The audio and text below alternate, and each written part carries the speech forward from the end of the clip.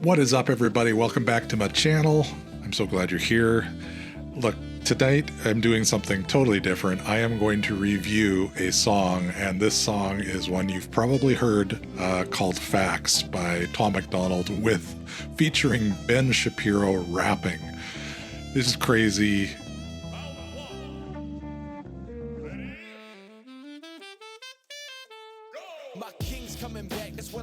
I was going to do it over the weekend. It was delayed. Good thing, because I was watching the charts and this song wasn't appearing in the Billboard charts. It was appearing in downloads, but not in the Hot 100 anywhere. But now it is. In fact, it's ranking at number 16. So who is Tom Macdonald? He is a rapper, hip-hop artist he's actually Canadian, representing, and he's kind of shifted his musical theme, I guess, to more of an anti-woke style, kind of conservative anti-woke style music, which just fits so well. And this song is called Facts because one of Ben Shapiro's favorite lines is "Facts don't care about your feelings," right? So this is what it's all about. It's a little offensive, it's a little abrasive, but at the same time, it's things that need to be said. And so let's just watch it. And oh, by the way, if you have not checked out Jordan Peterson's review of this song, his psychological analysis of this song, you've got to, okay? Even stop right now and go watch that, because it's amazing. There are so many truth bombs. I'm gonna bring up some segments of his. Not going to go into his whole video because it's long, but just some key things that he brought up, I will bring up in this video. And yeah, let's just listen in and see how this hits, bangs, grooves. I don't know what's the funky thing to say these days. I don't know. There we go. Let's go. They call me offensive, controversial. There's only two genders, boys and girls. They can't cancel my message because I'm the biggest independent rapper in the whole friggin' world. Claim that I'm racist, yeah, alright. I'm not ashamed because I'm white. If every Caucasian's a bigot, I guess every Muslim's a terrorist. Every liberal is right. I don't want to talk to folks who don't get it. Go woke, go broke, no hope, it's pathetic. Pro-choice, pronouns, pro-love, you're progressive. But you ain't pro-gun, no one to protect it. Where the American flags at? Remember when people would hang those? They've been taken down, they all been replaced with BLM flags or a rainbow. This ain't rap, this ain't money, cars and clothes. We ain't selling drugs, we ain't gonna overdose. We ain't pushing guns, ain't promoting stripper poles. We won't turn your sons into thugs or your daughters into hoes. I don't care if I offend you.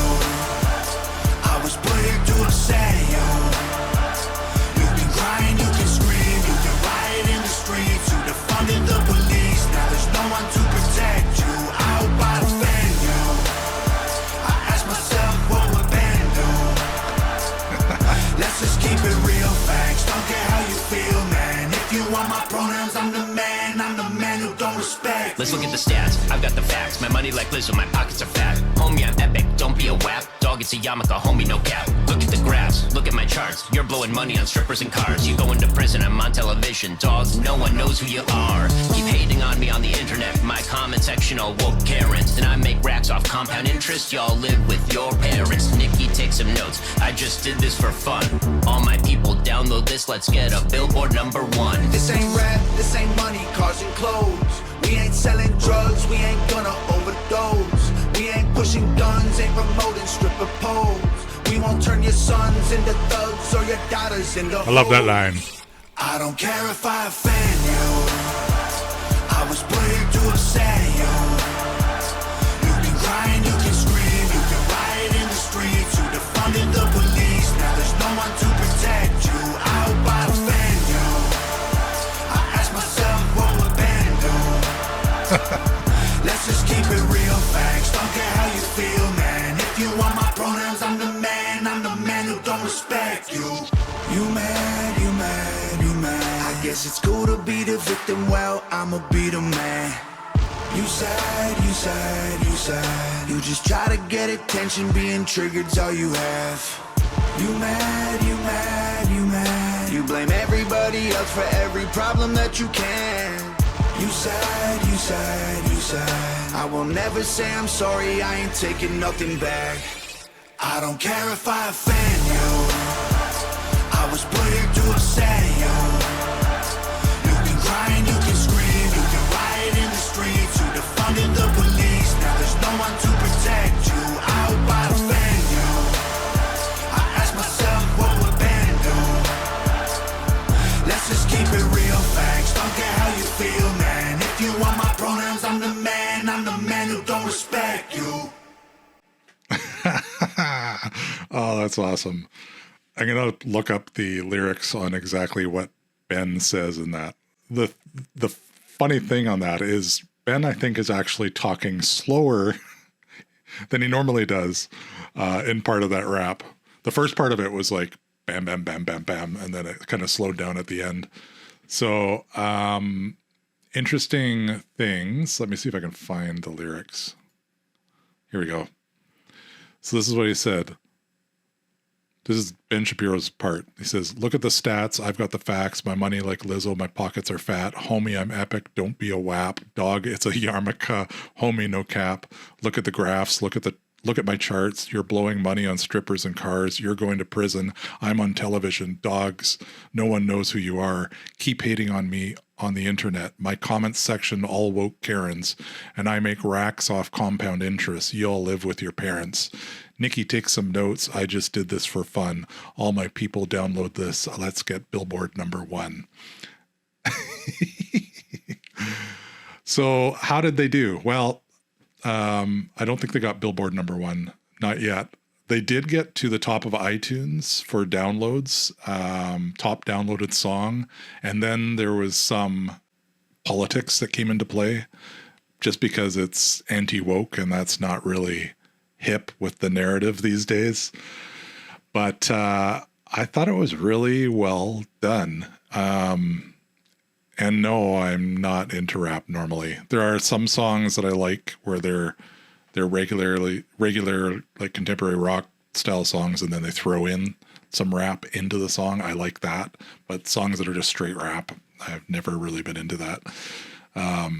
But here is the Billboard charts. So this is the top 100 or Hot 100, and they're sitting at number 16 as of today. So this is Tom Macdonald posted this 8 hours ago.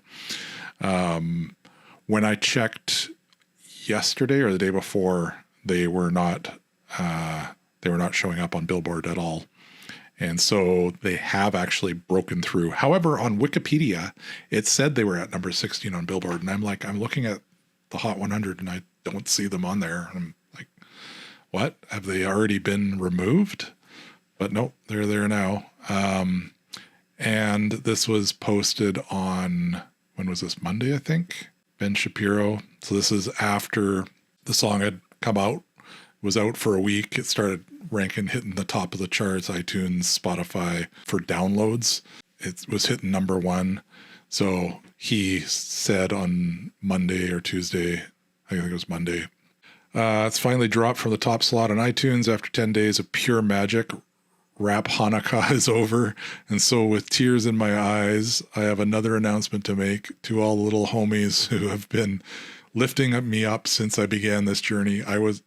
It was an inspiring moment, a musical supernova, but now the time has come for me to walk away from my art, and so today I announce that I am retiring from rap to spend more time with my family. It's been real, dogs. And never forget, the music never dies so long as the beat is in your heart. Rest in peace, Dr. Dreidel. I want to know, share in the comments what you thought of the song. Of course, I'm kind of coming late to the game. There's been tons of reviews on this. One of the best ones I saw, though, was Jordan Peterson's review, because he goes into a psychological analysis of it. So I've got that pulled up here. And let me just pull up my little notes, because he does a really good job of breaking this down. So let's go back a little bit. I'll start it around here, and let's just listen to what he has to say. And also his domain of previous competence, although he is a musician. Anyways. Talking about Ben. On with the analysis. They call me offensive, controversial. There's only two genders, boys and girls.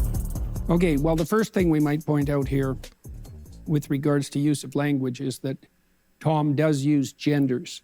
And I think that's actually what would you say? That's an interpretive mistake because he should have used sexes.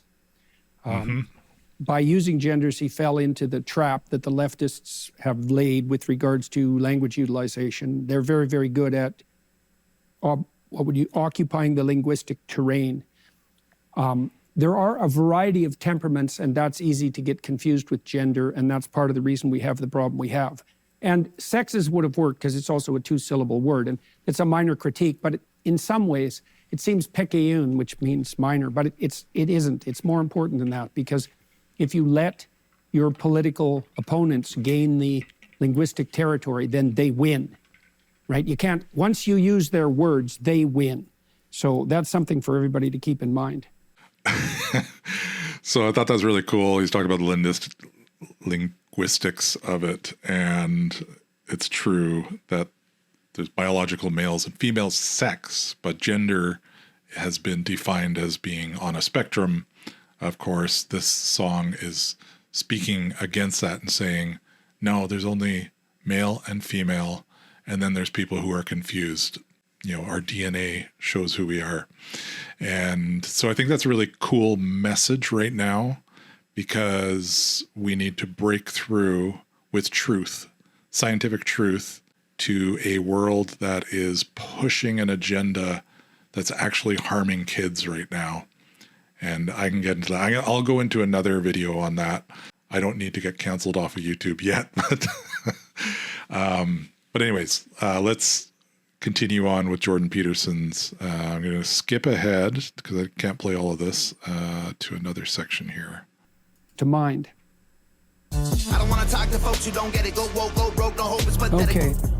Go woke, go broke. You know, it's a nice rhyme, but there's something there too. And what Tom is pointing to is that if you construe yourself as a victim and you develop and you have an external locus of control, that's the technical term from the psychology research literature, then you believe that you are nothing but a pawn of circumstances that are beyond your control.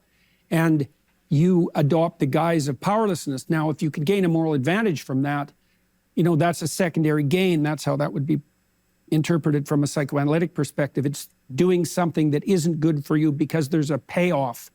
And so if you construe yourself as a victimizer, you only believe you're moved about by external forces. You won't develop a vision of your own. And that will mean that you're anxious and confused because you're being buffeted around by the winds of external forces. It'll mean you have no direction in your life, and that makes you hopeless. The combination of those two things will mean that you have no motivation, and the consequence of that, and we know this perfectly well because highly motivated people are much more likely to be economically successful. The consequence of that is that you won't have any money. And then, of course, you'll use that to buttress your claim to victim status, and then you're in a loop. That's the dragon that eats its own tail, by the way. That's a symbol of chaos. And then you're basically in hell. So I wouldn't recommend that, you know, as a clinical psychologist, which I still am, by the way. So, all right, next line. Wow. Amazing breakdown of truth in human psychology. And yes, people put themselves into codependent spirals where they need to create this persona of victimhood, and then because of that they end up being the victim, and then that creates the victimhood spiral. And these people can break out of this. They can break free. They can receive truth and break out of it, but if they don't want to, they won't. And they'll take other people down with them. Interesting. The dragon eating its own tail. Okay, one last little truth bomb is, let me see if I can find it. Oh. This ain't rap, this ain't money, cars and clothes. We ain't selling drugs, we ain't gonna overdose. We ain't pushing guns, ain't promoting stripper poles. We won't turn your sons into thugs or your daughters into hoes. Okay, sons into thugs and your daughters into hoes. Yeah, that's a great juxtaposition, all of that. So the first thing Tom is doing is singing about hedonism, right?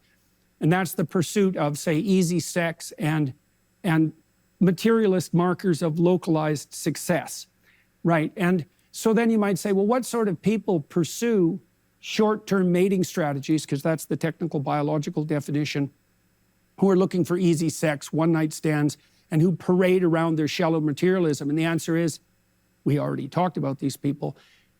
We know this. Short-term mating preference is associated with the dark tetrad. Narcissism, so that's the desire for unearned social status. Machiavellianism, so that's the willingness to use manipulation to get what you want. Psychopathy, so the worst criminals are psychopaths, by the way. Psychopaths are predatory parasites. That's a bad combination.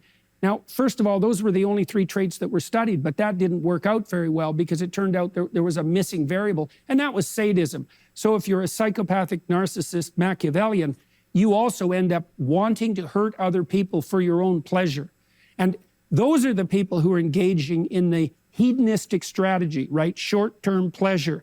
You see this, and they're the ones that'll enslave you. You see this in the Disney movie Pinocchio. It's beautifully portrayed because the little thugs, Pinocchio falls in with the bad crowd, little thugs, led by Lampwick, by the way, and Lampwick is a reference to Lucifer, and Lucifer is the prideful intellect, by the way. And so Pinocchio, who's trying to become real, follows Lampwick and the coachman, who's like Satan himself, to Pleasure Island, where they do things like desecrate classic works of art. We've seen plenty of that lately.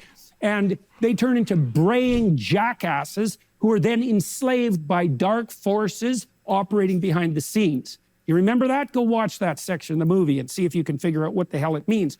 So what does it mean? There's something deep here. This thug-ho thing is extremely deep. So I'm going to read you something that you'll find quite interesting here. So this is from the book of Revelation, and it's quite a shocking... He gets into the Bible here. A shocking account. This is really a hallucinogenic vision. And so this is the vision in Revelation 17:1-8. One of the 7 angels who had the 7 bowls came and said to me, "Come, I will show you the judgment on the great prostitute who sits on many waters." Okay, so the great prostitute is the mother of all prostitutes, right? So it's disinhibited. It's the essence of disinhibited female sexuality. And what does it mean that it sits on many waters? Well, water in the biblical account is a symbol of chaos. And so underneath disinhibited female sexuality is chaos itself, right? The chaos that devours everything. With whom the kings of the earth committed sexual immorality, and earth's inhabitants were made drunk with the wine of her sexual immorality. Well, we can see the emergence of the whore of Babylon, because that's what that is, Babylon being the great state, by the way. We can see that emergence in the technological transformation of women into, what would you say, succubi and incubi. That's a very good way of thinking about it, right? So sexually attractive apparitions that take everyone's vitality. So that's real fun. The account continues, "And he carried me away in the power of the Spirit into a wilderness. And I saw a woman, the same woman, the whore of Babylon, sitting on a scarlet-colored wild beast," so that's blood-colored, essentially, "that was full of blasphemous names, and that had 7 heads and 10 horns." Okay, so this is the beast of the state. And the multiplicity of heads, that's what occurs when the state no longer has its unity. So you could associate that, for example, with the pride flag, the rainbow idea, the notion that diversity can be a unity. It's the collapse of a unity as a consequence of the death of God into the beast of the state. Okay, so what rides on the beast of the state? The idiot hedonism that power-mad tyrants entice you with to turn you into slaves, right? Now, this hallucinogenic account is a image-laden, imaginative description of how societies collapse as such, so how they collapse in eternity. So the woman was clothed in purple and scarlet, and she was adorned with gold and precious stones and pearls. So she's beautiful and attractive and looks valuable, and that's her cover story. And she had in her hand a golden cup, same sort of thing. A golden cup is generally the container of the redeeming fluid, let's say, the redeeming liquid, the water of life, the blood of Christ. And so this is an inversion of that. It's the golden cup that was full of disgusting things and the unclean things of her sexual immorality. So that's a pretty damn rough image, you might say. And that's what she's offering the world to drink. Great. On her forehead was written a name, a mystery, a mystery. Babylon the Great, the mother of the prostitutes and of the disgusting things of the earth. Okay, well, that's fun. Now, I wrote a whole article about that called Identity, Individual and the State versus the Subsidiary Hierarchy of Heaven. I wrote that for the Alliance for Responsible Citizenship with Jonathan Pageau, where we took apart this particular imagery. So what happens in the Revelation story is the whore of Babylon sits on the degenerate beast of the state, offering everyone hedonic delights allied with power, and the beast eventually kills the whore. And so what does that mean? It means the bloody tyrants will offer you everything you want. You can have it right now, just like the half-wit dimwits in Pinocchio's Treasure Island. But eventually they will take everything like that from you. And you can see that already, not least in the fact that young people are becoming sexually sated and overflowing in a manner that's actually stopping them from forming relationships, stopping them from getting married, stopping them from being with one another, staying virginal. Like the end result of hedonic licentiousness, and this is what Tom is pointing to, the end result of that is that nobody ever gets anything pleasurable at all. Right, so I wouldn't recommend that either. So let's continue. All of that from turning your sons into thugs and your daughters into hoes. Wow. Truth bombs there. If you watch this whole video, there's a whole bunch of things that Jordan Peterson breaks down. The thing that struck me there, like I love that line in the song. Basically, Tom Macdonald saying, I'm using this music to promote good things. I'm not going to turn your sons into thugs and your daughters into hoes, like so much of the other rap hip hop music tends to do. It just overflows with grunge, sexual promiscuity, drugs, violence, all that stuff. And it's got amazing beats and textures and rhythms to it that pull people in. And then they end up in that culture. And that imagery from Revelation is very succinct. It's basically what's happening. You get all the pleasures, and this is what's happening with the woke world right now, is the focus is so much on sexual identity and pleasure and ideology that people are stopping reproductivity and families. The family unit is basically what's under attack at the bottom of this. They end up enslaved to drugs and surgeries that go on and on and on, losing pleasure completely in the case of transgender drugs and operations, and then not being able to have kids ever again. And you know, they talk about the suicide rates. You know, the big lie is if you try and talk somebody out of transgenderism, you're leading to their suicide. You're going to cause them to die. Do you want a dead daughter? It can go either way, right? Do you want a dead daughter or a living son, or a dead son or a living daughter? But the truth is, after the transition, suicide rates are 20 times higher. And that fact isn't, and this is from, I think it's British Journal and other publications. I'm going to go into this in another video because I think this is a huge lie, and it's got the impact of Satan behind it, because now when people speak out against it, they are immediately attacked in vile, harsh ways. It's like, we're just talking about kids here. As an adult, do what you want. That's fine. That's up to you. That's your life. But when it comes to children, we need to protect them and allow them to grow naturally and develop and go through puberty and figure out who they are. Because being a child, especially as you're going into the hormonal puberty stages, is very confusing. We don't need some ideology pushing them towards sterilization and mutilation. Whew. This is deep. I didn't want to go that deep. All from this song. Thanks, Tom Macdonald. Ben Shapiro. I also love the line, "What would Ben do?" Because I have a a bracelet, WWJD, what would Jesus do? I'm not going to swap that out for what would Ben do, but because Ben Shapiro has a lot of quick facts off the top of his head, it's cool to think about what would Ben say to this. So I just appreciated that line. Anyways, let me know in the comments what you think of the song. Please like, subscribe, and share. Go ahead and watch that Jordan Peterson video. I'll have it linked in the description. And thanks for tuning in. Bless you guys. Have a great rest of your day, evening, weekend, wherever you're at, when you're watching this. God loves you. You need to know that.